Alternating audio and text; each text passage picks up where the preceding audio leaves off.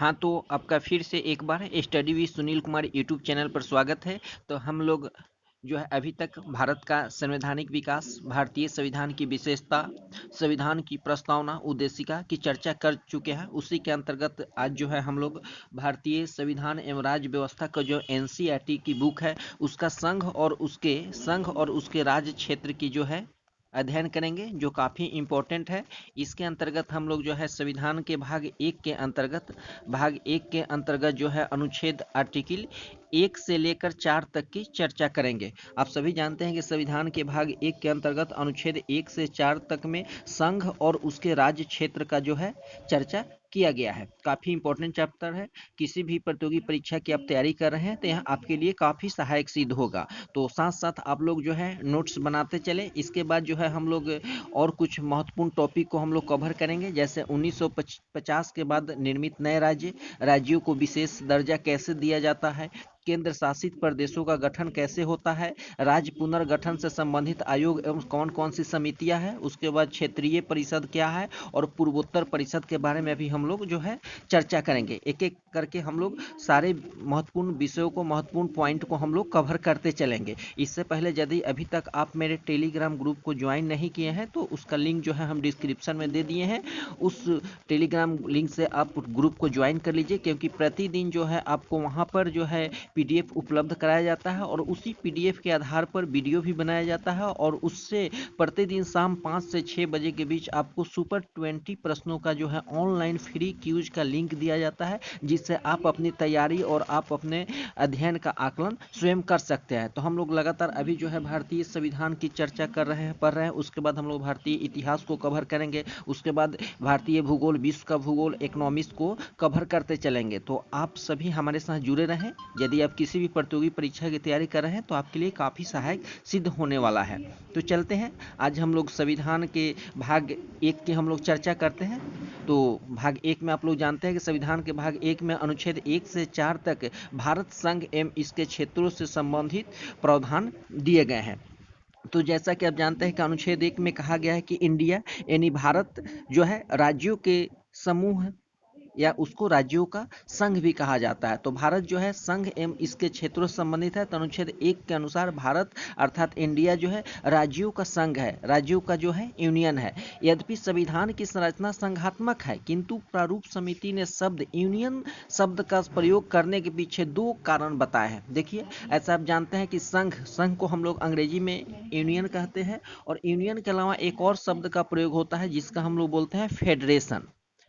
Federation भी जो है आपका, फेडरेशन का भी हिंदी संघ होता है और यूनियन का भी जो है हिंदी संघ होता है। लेकिन यहाँ एक बात स्पष्ट हम लोगों को होना काफ़ी जरूरी है, क्योंकि हमारे भारतीय संविधान में यूनियन शब्द का प्रयोग क्यों किया गया और फेडरेशन शब्द का प्रयोग जो है अमेरिका के संविधान में किया गया है। तो इसके पीछे काफ़ी महत्वपूर्ण जो है फैक्टर है। सबसे पहला जो फैक्टर है कि भारत जो है विभिन्न राज्यों के मध्य किसी अनुबंध कॉन्ट्रैक्ट का परिणाम नहीं है। हमारा देश जो है किसी भी राज्यों के साथ कॉन्ट्रैक्ट नहीं किया है कि आप हमारे साथ इतना वर्ष रहिए, 90 वर्ष रहिए, 100 वर्ष रहिए, फिर आप अलग हो जाइए, स्वतंत्र हो जाइए, ऐसा नहीं है। इसलिए हमारे संविधान में जो है यूनियन शब्द का प्रयोग किया गया। दूसरा महत्वपूर्ण कारक है कि किसी भी राज्य को संघ से अलग होने का कोई अधिकार नहीं है। जबकि इसके विपरीत जो है अमेरिका में फेडरेशन शब्द का प्रयोग किया गया है। वहाँ जो है क्या है, अमेरिका में राज्यों और देश के बीच जो क्या है कॉन्ट्रैक्ट है। वहाँ बहुत सारे राज्य जो है अमेरिका के साथ कॉन्ट्रैक्ट कर कर उसका जो है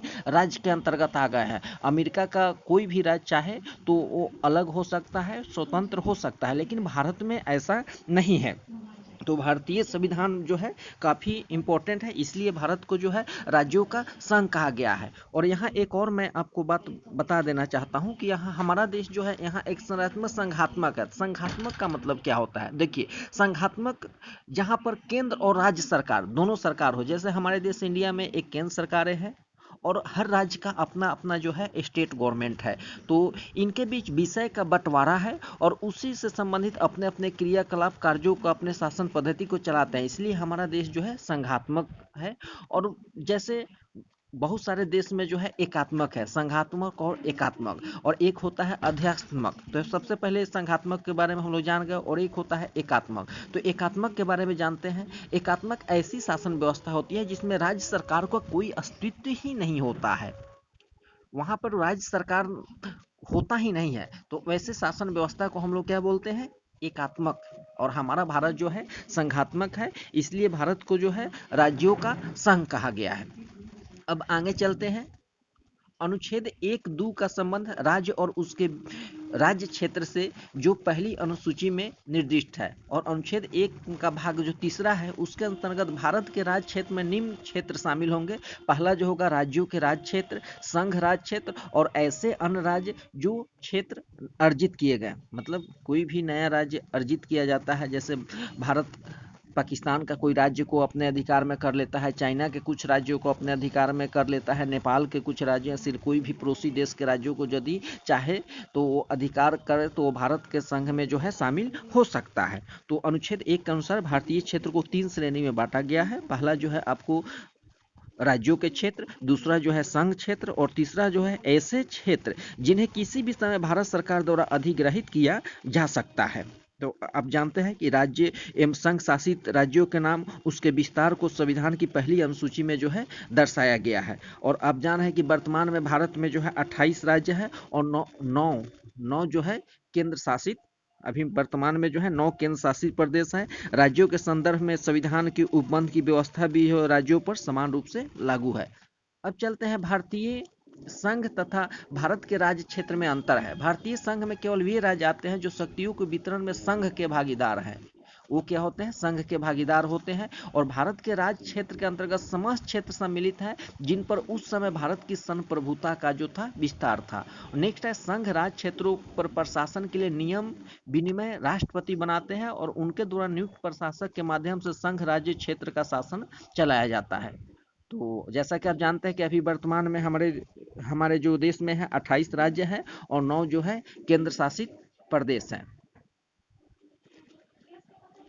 नेक्स्ट पॉइंट है कोई अन्य क्षेत्र जो किसी भी समय भारत द्वारा विधिक न्याय गमन संधि अधिग्रहण या विजय द्वारा अर्जित किया गया हो तो भारत का राज्य क्षेत्र होगा। कोई भी ऐसा क्षेत्र जिसे भारत विजित कर लेता है, जैसा अभी चाइना के साथ देख रहे हैं स्थिति, यदि चाइना के साथ हमारा देश युद्ध करता है और चाइना के कुछ भागों को यदि जीत लेता है, अर्जित कर लेता है, तो वहाँ जो संघ होगा वो भारत का होगा और वहाँ के जो नागरिक भी होंगे वो भी भारत के नागरिक माने जाएंगे। और अनुच्छेद 2 में कहा गया है कि संसद विधि द्वारा संघ में नए राज्यों का प्रवेश और उसकी स्थापना कर सकता है। तो संविधान के आर्टिकल 1 में कहा गया है कि भारत जो है राज्यों का संघ है। अब बात आती है कि अनुच्छेद 2, तो अनुच्छेद 2 में जो कहा गया है कि संसद को हमारे देश की संसद को यह शक्ति दी गई है कि संसद विधि द्वारा ऐसी निबंधनों और शर्तों पर जो वह ठीक समझे संघ में नए राज्यों का प्रवेश या उसकी स्थापना कर सकती है। यही बात दिया गया है कि अनुच्छेद 2 में कहा गया है कि संसद विधि द्वारा संघ में नए राज्यों का प्रवेश या उसकी स्थापना जो है कर सकती है। इसी के अंतर्गत संसद ने जो था 35वां संविधान संशोधन 1974 में कर सिक्किम को भारत के सहायक राज्य एसोसिएट का दर्जा दिया गया था। यहाँ एक बात आती है कि आखिर भारत ने सिक्किम को एसोसिएट राज्य का दर्जा क्यों दिया था, तो इसके बारे में भी काफ़ी लंबी कहानी है, मैं आपको आगे इसके बारे में भी बताऊंगा। उसके अलावा एक 36वां संविधान संशोधन हुआ 1975 में जिसके द्वारा सिक्किम को भारतीय संघ का पूर्ण राज्य का दर्जा दिया गया। तो 35वां संविधान अमेंडमेंट 1974 में हुआ था और 36वां जो संविधान का संशोधन हुआ था 1975 में हुआ था। इससे बराबर प्रश्न जो है परीक्षा में पूछे जाते हैं। तो 35वें संविधान संशोधन 1974 में सिक्किम को जो है सहायक राज्य का दर्जा दिया गया और 36वें संविधान संशोधन 1975 में है इसको पूर्ण राज्य का दर्जा दिया गया। क्योंकि आप जानते हैं कि किसी भी राज्य के विधानसभा की न्यूनतम संख्या 60 होनी चाहिए, लेकिन सिक्किम में जो है विधानसभा की सदस्य संख्या कितनी है? ओनली 32 था। इसी के लिए 36वां संविधान संशोधन हमारे देश के संविधान में एक अमेंडमेंट करना पड़ा, संशोधन करना पड़ा 1975 में। उसमें यह किया गया कि 32 भी 62 को 60 को घटाकर 32 किया गया। उसके अंतर्गत जो है सिक्किम को जो है पूर्ण राज्य का दर्जा दिया गया। क्योंकि आप जानते हैं, आगे हम लोग चर्चा करेंगे कि संविधान का आर्टिकल 368 में संविधान संशोधन हो सकता है, लेकिन किसी भी राज्यों में कोई संशोधन करना हो तो उसको जो है 368 के अंतर्गत नहीं माना जाता है। लेकिन यहाँ एक नियम को, कानून को चेंज करना पड़ रहा था, इसीलिए जो है 36वां संविधान संशोधन 1975 में किया गया था। अब बात आती है कि देशी रियासतों का एकीकरण। आप सभी जानते हैं कि हमारा देश गुलाम था, अंग्रेजों का उस पर पूर्ण अधिकार था। हमारा देश 1947 में जब आज़ाद हुआ तो उस समय बहुत सारे प्रांत थे जो अंग्रेजों के कब्जे में थे, ब्रिटिश शासन के तंत्र में थे। बहुत सारे ऐसे जो थे देशी रियासत थे। तो उस समय स्वतंत्रता प्राप्ति के पूर्व भारतीय राज्य क्षेत्र जो थे दो भागों में विभाजित थे, जिसमें ब्रिटिश भारत और देशी रियासत। एक जो ब्रिटिश भारत जिस पर ब्रिटिश का कब्जा था, और एक था देशी रियासत जिसमें देश में जो छोटे छोटे क्षेत्र थे वो एक अलग अलग रियासत के रूप में, राज्य के रूप में थे। उस पर अंग्रेजों का अधिकार नहीं था।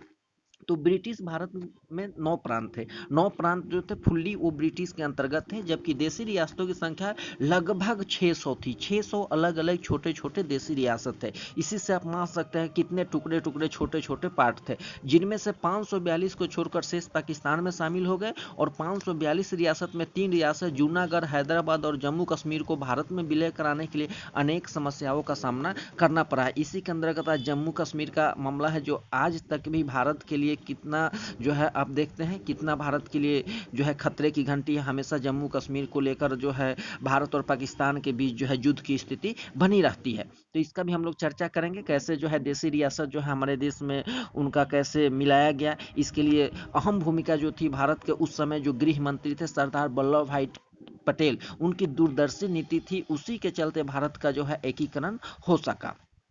तो अब चलते हैं आगे जूनागढ़। जूनागढ़ के बारे में जानते हैं कि जूनागढ़ रियासत को कैसे हमारे देश इंडिया में मिलाया गया। तो जूनागढ़ की रियासत को जनमत संग्रह के आधार पर भारत में मिलाया गया। वहाँ के पब्लिकों से जनमत संग्रह कराया गया, उनसे इच्छा पूछी गई कि आप भारत में रहना चाहते हैं या पाकिस्तान में जाना चाहते हैं। बहुत सारे रियासत जो खुद को स्वतंत्र चाहते थे, लेकिन वहाँ जब देश आज़ाद हुआ तो 2 भाग में बांटा गया, एक भारत और पाकिस्तान। और उन लोगों से छोटे छोटे जो भी देशी रियासत है उनसे कहा गया कि आप स्वतंत्र हैं, आप चाहे तो इंडिया में रह सकते हैं, आप चाहे तो पाकिस्तान में जा सकते हैं। लेकिन उस समय भौगोलिक स्थिति के आधार पर भी कुछ को भारत में शामिल कराना पड़ा और कुछ को पाकिस्तान में शामिल कराना पड़ा। तो उसी में हैदराबाद रियासत को सैन्य कार्रवाई के दौरान मिलाया गया, क्योंकि भौगोलिक स्थिति ऐसी थी कि भारत में उसको शामिल कराना काफ़ी इंपॉर्टेंट था, इसलिए सैन्य कार्रवाई करके हैदराबाद रियासत को भारत में मिलाया गया। और जम्मू कश्मीर रियासत के शासक उस समय जो थे हरी सिंह थे, उन पर जो था पाकिस्तान काबली जो कबल थे, वे लोग पाकिस्तान के जो थे, आप लोग पढ़े होंगे इतिहास में।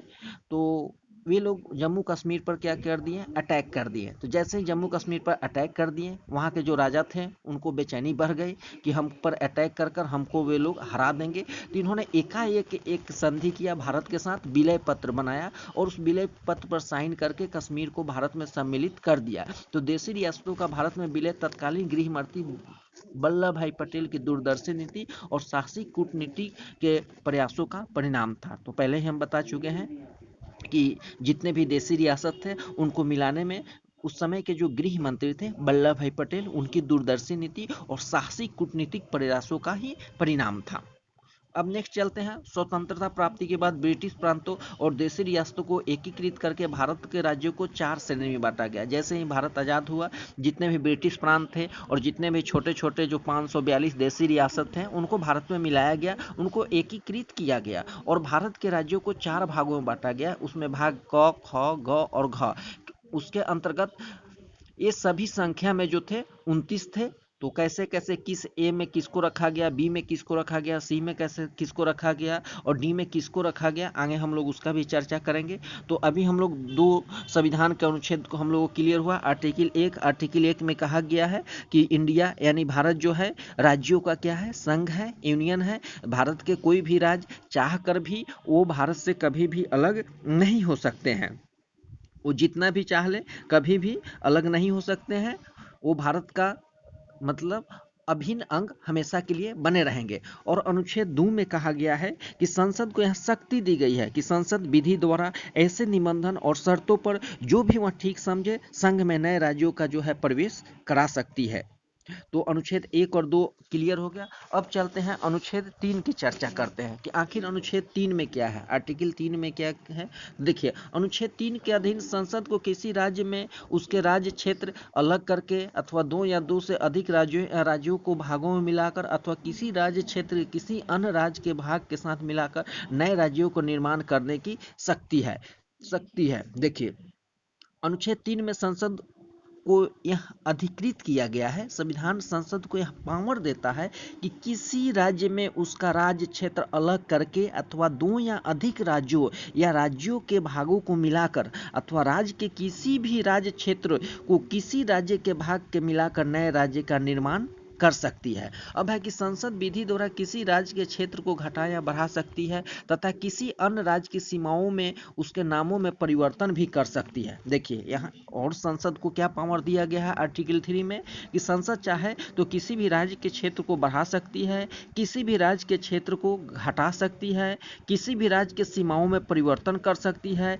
किसी भी राज्य के नाम का भी परिवर्तन कर सकती है। तो ये अनुच्छेद 3 में आपका इस बात का चर्चा किया गया है। अनुच्छेद 3 के अंतर्गत राज्य या उनके राज्य क्षेत्र में होने वाले परिवर्तन के संबंध में अपनी राय देने का अधिकार प्राप्त है।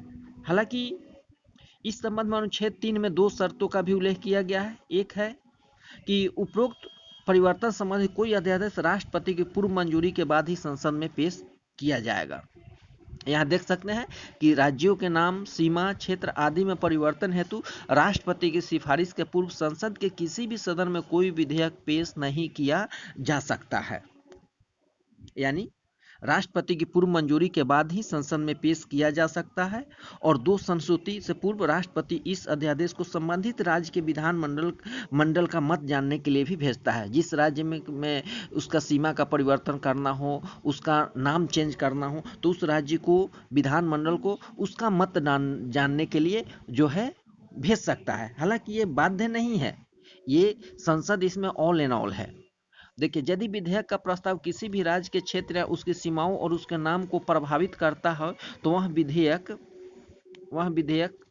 राष्ट्रपति द्वारा संबंधित राज्य के विधानमंडल के पास राय जानने के लिए भेजा जाता है। मान चलिए कि बिहार ही है, बिहार का झारखंड से बंटवारा अलग हो गया, तो अभी यदि केंद्र सरकार चाहे कि बिहार और झारखंड को मिलाकर फिर से एक राज्य कर दिया जाए, तो इसके लिए राष्ट्रपति दोनों राज्य के विधानमंडल को एक लेटर जारी करेगा कि आप अपना मत दीजिए, क्या आप लोग दोनों एक साथ होना चाहते हैं या नहीं। तो राष्ट्रपति द्वारा संबंधित राज्य के विधानमंडल के पास राय जानने के लिए जो है भेजा जाता है।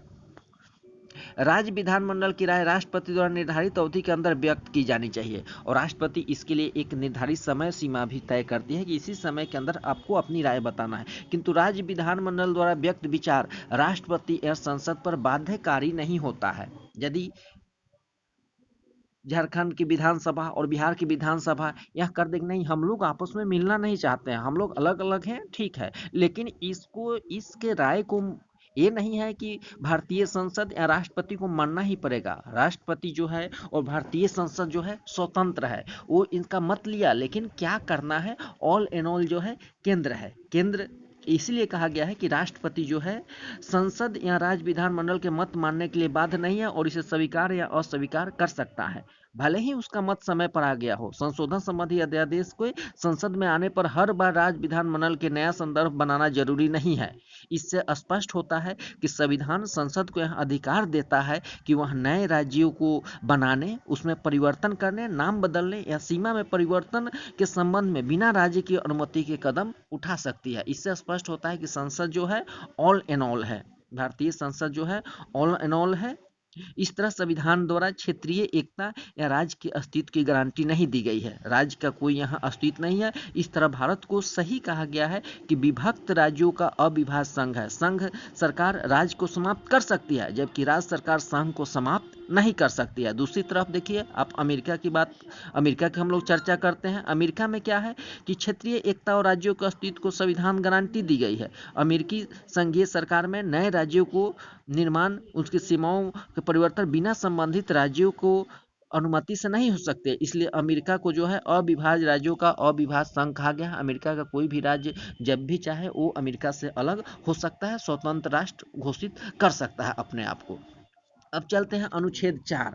अनुच्छेद 4 में क्या है? अनुच्छेद 4 में स्पष्ट किया गया है कि अनुच्छेद 2 और 3 के अधीन नए राज्यों की स्थापना और उनका प्रवेश और विद्यमान राज्यों के नाम और क्षेत्रों, उनकी सीमाओं आदि के परिवर्तन के लिए संसद यदि संविधान की पहली या चौथी अनुसूची में कोई बदलाव करती है तो ऐसी विधि अनुच्छेद 368 के तहत संविधान संशोधन नहीं माना जाएगा। देखिए, हम लोग आर्टिकल 1 पढ़ लिए, 2 पढ़ लिए, 3 पढ़ लिए। अब आर्टिकल 4 में, संविधान के अनुच्छेद 4 में यह घोषित किया गया है कि नए राज्यों का प्रवेश या गठन, जिसकी चर्चा अनुच्छेद 2 में किया गया है, और नए राज्यों का निर्माण, सीमाओं, क्षेत्रों, नामों में परिवर्तन, जिसका चर्चा जो है अनुच्छेद 3 में किया गया है, को संविधान के अनुच्छेद 368 के तहत संशोधन नहीं माना जाएगा। इस तरह का कानून समान बहुमत और साधारण बहुमत से ही पारित किया जा सकता है। तो अभी तक हम लोग अनुच्छेद 1, अनुच्छेद 2 और अनुच्छेद 3 और अनुच्छेद 4 के बारे में अच्छी तरह से जान लिए। तो अनुच्छेद 1 में जो है, एक बार और हम इसको जो है सारांश में आपको बता देते हैं कि आर्टिकल 1 क्या है। तो अनुच्छेद 1 में भारत अर्थात इंडिया जो है राज्यों का संघ होगा, और राज्यों का संघ का अर्थ क्या है? राज्यों का संघ का अर्थ जानते हैं कि भारत संघ राज्यों के समझौते का परिणाम नहीं है। यहाँ कोई भारत को किसी राज्य के साथ कांटेक्ट नहीं है कि आप हमारे सदस्य रहिए, आपको जब मन चाहे जब आप हमसे अलग हो सकते हैं, ऐसा नहीं है। राज्यों को संघ से अलग होने की स्वतंत्रता नहीं है। भारत विनाशी राज्यों का जो है अविनाशी संघ है, इसलिए भारत को जो कहा गया है, भारत में विभक्त राज्यों का अविभाज्य संघ है। अनुच्छेद 2 में है कि नए राज्यों का प्रवेश का स्थापना अधिकार जो है संसद को दिया गया है, जो विधि द्वारा इसका विनियमन और परिवर्तन करेगा। किसी नए राज्यों को शामिल करना है, कैसे क्या करना है, इसका अनुच्छेद 2 में चर्चा दिया। अनुच्छेद 3 में है कि संसद जो है नए राज्यों का निर्माण करती है, पुराने राज्यों के नाम, क्षेत्र, आकार और सीमा में परिवर्तन कर सकती है। उसकी प्रक्रिया के लिए क्या है, उसका विधेयक जो है राष्ट्रपति का अनुशंसा आवश्यक है। राष्ट्रपति उस विधेयक को संबंधित राज्य जानने के लिए जो है उस संबंधित राज्य के विधानमंडल को एक निश्चित समय सीमा का निर्धारण करते हैं। ये राज्य विधानमंडल की राय बाध्यकारी नहीं है, यह मात्र औपचारिकता है। आपको मैं पहले ही बता चुका हूं कि राज्य की विधानमंडल जो भी राय देगा यह औपचारिकता है, यह ऐसा नहीं है कि संसद को उसकी बात को मानना ही पड़ेगा।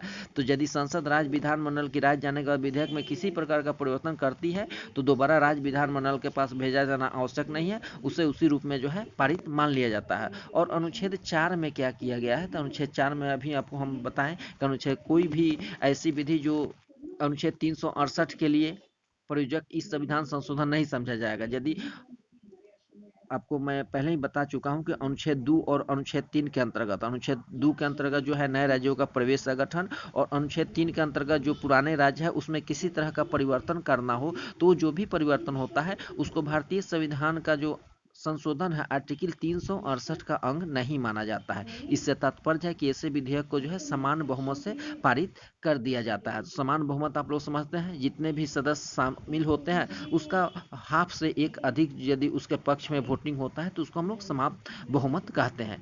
तो आशा करते हैं कि आपको ये वीडियो काफ़ी पसंद आया होगा। यदि अभी तक आप टेलीग्राम ग्रुप को नहीं ज्वाइन किए हैं तो जरूर ज्वाइन कर लीजिएगा। एक और मैं आपको बात बता देता हूँ कि संघ और उसके राज्य क्षेत्र जो जब देश हमारा आज़ाद हुआ था उस समय जो था ब्रिटिश प्रांत थे और देसी रियासत थे, तो उनको मिलाकर 4 श्रेणी में बांटे गए थे। तो इसका हम PDF आपको दे दिए हैं, आप देख सकते हैं कि भाग ए में किसको रखा गया, भाग 2 में किसको रखा गया, भाग 3 और भाग 4 में किसको रखा गया। तो भाग 1 में असम, बिहार, बम्बई, मध्य प्रांत, मद्रास, उड़ीसा, पंजाब, संयुक्त प्रांत, पश्चिम बंगाल को रखा गया। और भाग बी में हैदराबाद, जम्मू कश्मीर, मध्य भारत, मैसूर, पटियाला और पूर्वी पंजाब, राजस्थान, सौराष्ट्र, त्रावणकोर, कोचीन।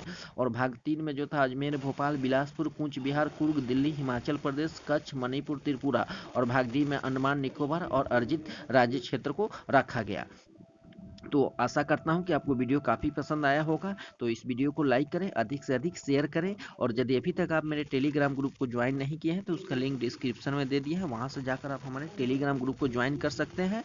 और प्रतिदिन आप हमारे द्वारा दिया गया PDF को पढ़ें, उसके बाद वीडियो को देखें, और प्रतिदिन 5 से 6 बजे शाम के बीच में जो आपको लिंक दिया जाता है उससे जाकर आप ऑनलाइन टेस्ट दे सकते हैं। सभी को बहुत बहुत धन्यवाद।